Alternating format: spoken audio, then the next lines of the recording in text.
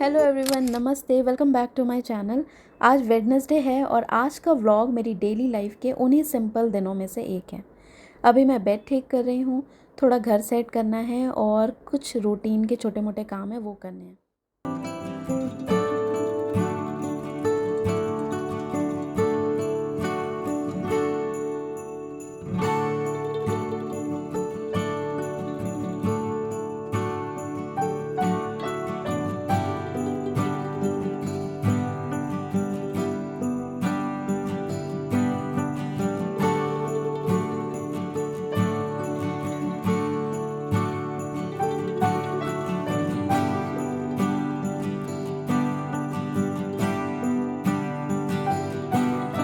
काम करते करते एक बात दिमाग में आई जो शायद आप में से बहुत सी लेडीज़ से रिलेट करें।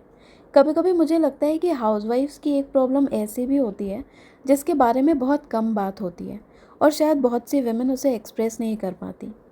मैं भी काफ़ी टाइम तक समझ नहीं पाई थी कि जो मैं फ़ील कर रही हूँ वो आखिर है क्या। शादी के बाद जब हम अपना घर, अपने पेरेंट्स, अपने फ्रेंड्स और अपनी पुरानी दुनिया छोड़कर एक नए घर में आते हैं तो धीरे धीरे बहुत कुछ बदल जाता है। खासकर उन लेडीज़ के लिए जो अपने हस्बैंड के साथ अकेले रहती हैं, जिनकी ज़्यादा सोशल लाइफ नहीं है और जिनका ज़्यादा समय घर पर ही गुजरता है।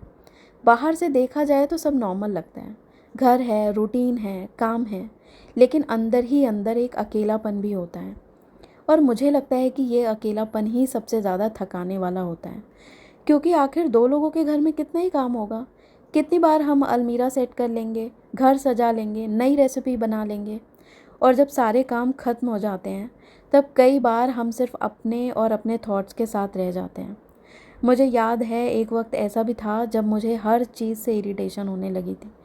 घर का क्लटर, कोई बिखरी हुई चीज़, कोई छोटा सा काम, सब मुझे परेशान करने लगा था। मुझे लगता था मेरी लाइफ परफेक्ट ही नहीं है। लेकिन बाद में मुझे समझ आया कि प्रॉब्लम घर में नहीं थी, प्रॉब्लम मेरे अंदर चल रहे उस अकेलेपन में थी। और जब इंसान अंदर से अकेला फील करता है तो बाहर की छोटी छोटी बातें भी बहुत बड़ी लगने लगती हैं। चिड़चिड़ापन बढ़ने लगता है, हर चीज़ में कमी दिखने लगती है, बिना वजह गुस्सा आने लगता है।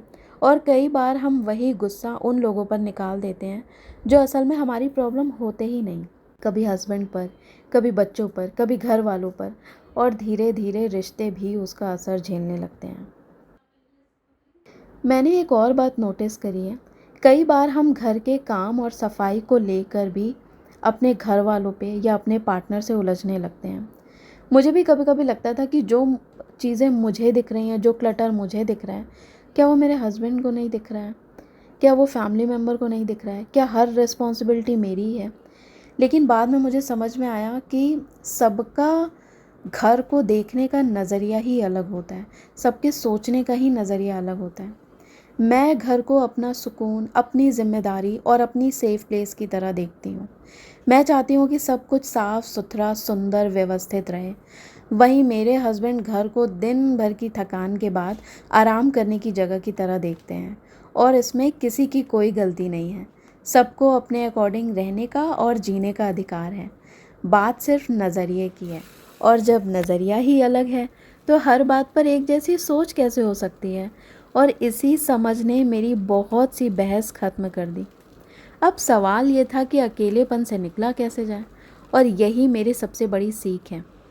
मैं अपनी ज़िंदगी में बहुत बार टूटी हूँ, बहुत बार बिखरी हूँ, बहुत बार रोई हूँ, लेकिन हर बार मैंने खुद को संभाला है और हर बार एक नई शुरुआत की है। पर कैसे? तो उसका जवाब है, आज भी जब मैं बहुत दुखी या परेशान होती हूँ तो मैं तुरंत रिएक्ट नहीं करती। मैं तुरंत किसी से लड़ने नहीं बैठती, मैं तुरंत किसी से शिकायत नहीं करती।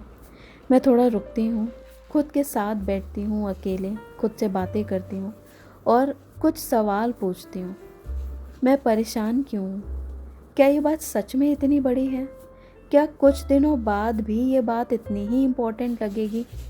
क्या मुझे ये बात अपने हस्बैंड या फैमिली मेम्बर से बोलनी चाहिए? क्या इससे बात सुधरेगी या और बहस बढ़ेगी?